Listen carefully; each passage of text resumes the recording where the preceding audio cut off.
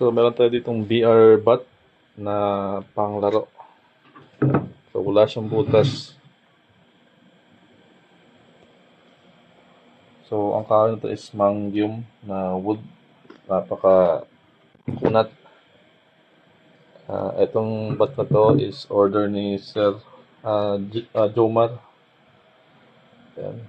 So, hindi pa siya halos nakafinish kasi siya na yung magbubutas nito para sa unit niya. Kung ano yung unit niya na nakapasok dito. So, kailangan niya lang ditong butasan para sa receiver para pumasok. Siya na yung magbubutas nito. Meron siyang design dyan sa dulo yung robles na wood. Yan. Doble yan. So, yan yung design niya dito. Yan. Komportable siya hawakan pag titira ka. So, dito sa dulo, binawasan na namin dito para konti na lang yung tatabasin niya sakali para hindi siya mahirapan. Saka gumaan na rin. Meron siyang design dito na 5 na butas. Yan, ang design niya dyan. Yung trigger guard ng kanyang kahoy, saktong-sakto yan.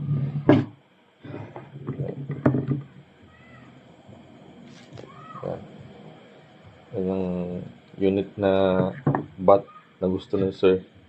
Ito yung sinad niya sa akin. Yan. So yan, meron din ako ditong bagong bat na design. Simple lang siya. Ito yung sa nakakabit sa unit ko. Yung tank na to is 1.1 liter. Yan. Ito yung style ng bat niya. Tapos yung receiver to napakahaba. Tapos mataas to. Yung pinaka-receiver niya. Mataas to kasi hinabol namin to. Ito. Kasi pag dito sa bandang co-standard lang na pinaka-receiver niya, bubunggo yan dito sa sa pinaka-panumpit niya. So kailangan namin habaan, taasan yung receiver niya. Malaki yung plenum na to, mahaba. Tapos yung ito yung bago naming wood na stain na kulay sa para siyang old na kahoy, para siyang hindi naman siya kamagong pero parang dark na brown siya na gray. Same lang yan sila ng kahoy.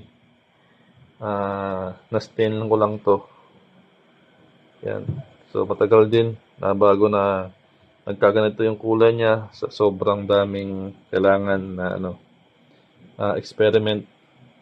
So yan, maganda naman yung kinalabasan. So wala pa tong finishing coat, talagang lang, plain lang na kulay lang. Hindi pa siya na finishing. Sa sobrang busy din, saka may bagyo dito. So yan yung setup. So subukan ko lang muna ito na setup. Yung niya, saktong-sakto lang yung kapit ng ng 1.1 liter tank, pasok naman siya dito. Yan. Simple lang siya. Naka GTR 24 inches na panumpit. Tapos yan.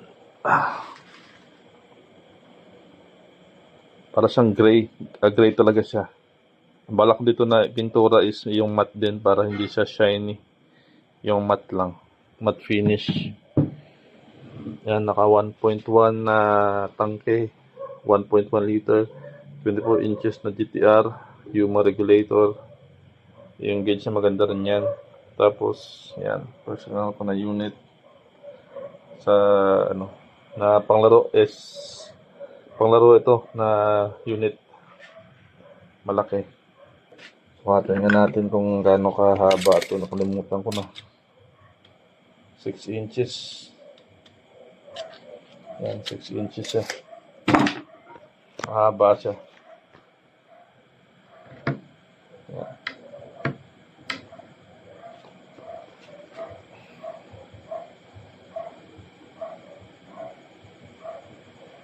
So yan, prototype pa lang yan na bat kung anong kalalabasan. Kung maganda ba dyan sa 1 liter na tank or hindi, or doon pa rin siya mas maganda. So yun lang.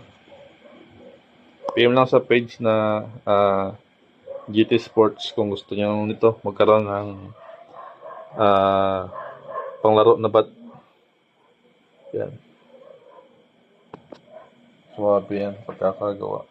Tsaka komportable.